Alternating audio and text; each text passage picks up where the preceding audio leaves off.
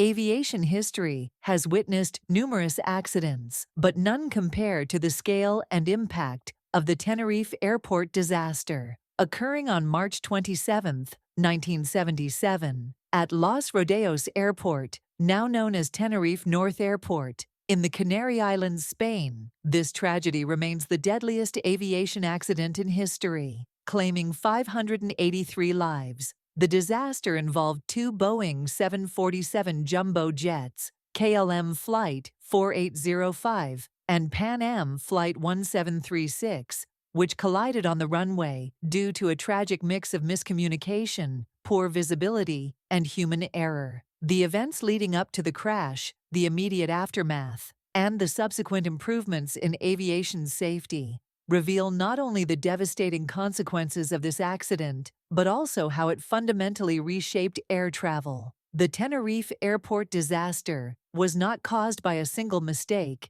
but rather by a chain of unfortunate events that converged to create the perfect storm. The sequence began when both KLM and Pan Am flights, originally bound for Gran Canaria Airport, were forced to divert to Los Rodeos Airport due to a terrorist bombing threat at their intended destination. Gran Canaria was temporarily closed while security forces investigated the threat, leading to numerous flights being rerouted to Tenerife. Los Rodeos Airport was not equipped to handle such a high volume of large aircraft. It had limited taxiway space, meaning aircraft often had to use the main runway for taxiing. As a result, the two jumbo jets were parked on the tarmac for hours, awaiting clearance to depart once Gran Canaria reopened. The unexpected congestion, coupled with growing frustration among the crews and passengers, set the stage for the tragic miscommunication that would follow. As both aircraft were finally preparing to depart, the weather conditions worsened dramatically. A thick layer of fog rolled in, reducing visibility to only a few hundred meters. This poor visibility prevented the pilots and air traffic controllers from visually confirming aircraft positions, making them heavily reliant on radio communication.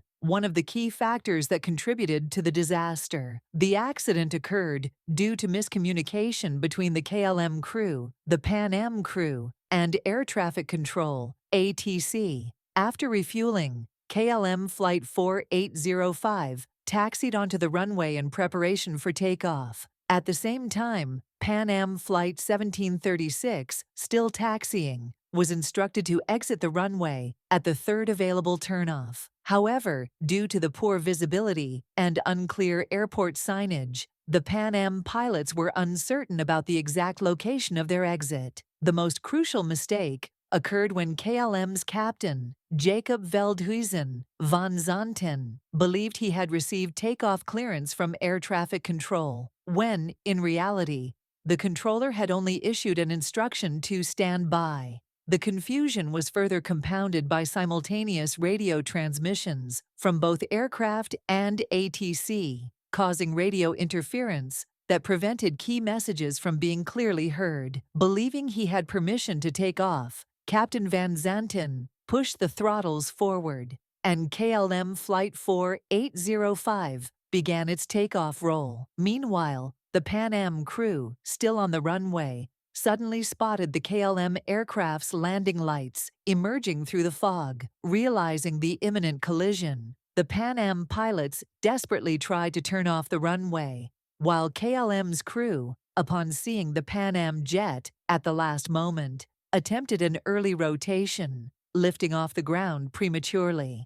However, it was too late. The undercarriage and lower fuselage of the KLM 747 struck the upper fuselage of the Pan Am aircraft, shearing off its roof and causing it to burst into flames. The KLM aircraft, unable to stay airborne, crashed back onto the runway a few hundred meters ahead, exploding upon impact. The entire KLM crew and passengers, 248 people, were killed instantly. On the Pan Am flight, 335 out of 396 people perished, leaving only 61 survivors, most of whom had been seated in the front section of the aircraft, and managed to escape before the flames consumed the wreckage. In the immediate aftermath of the collision, chaos and confusion ensued. The airport, unprepared for such a catastrophe, struggled with rescue operations. The fire engulfing both aircraft made it nearly impossible for responders to reach survivors in the Pan Am plane. Many of those who perished were trapped by debris or incapacitated by smoke inhalation before they could escape. Meanwhile, the explosion from the KLM jet had left no survivors, making it one of the worst losses of life in a single aircraft in aviation history. For the survivors, the experience was horrifying.